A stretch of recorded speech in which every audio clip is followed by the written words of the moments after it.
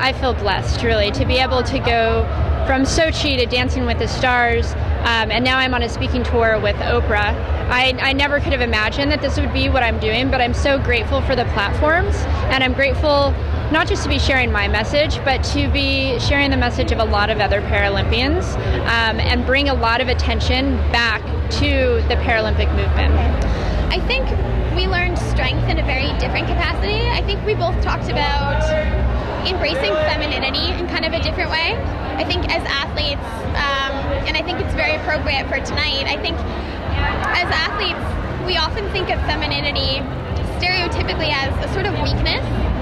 And I think Dancing with the Stars really taught us to embrace femininity as sort of a strength and an asset, which is, I think, a really beautiful thing. And we were talking about how we had both sort of simultaneously had that experience, and yet we hadn't really talked about it or connected on that subject until months later.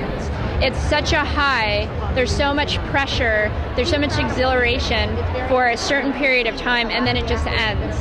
And to be an athlete and in a way be used to that, and the Olympics just ended as well. So now it's trying to find those things that excite us, that are at that same level of excitement and pressure when we're not competing. It was different. It was interesting to talk to them about the challenges that they were finding in that structure, the structure of training and then performing in front of a live audience.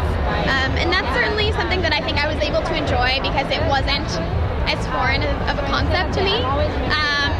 But seeing other people find it challenging at the beginning and then really start to enjoy it towards the end, I think was really special. It did take getting used to being judged, because in my sport, it's all about just who comes across the finish line first. There's no judgment. You judge yourself more than anything. So yeah, it was challenging. I mean, you were so excited about what you did, but then it had to fly with the judges, and I just try to look at their comments and critiques as something that I could bring back and just try to be better next week.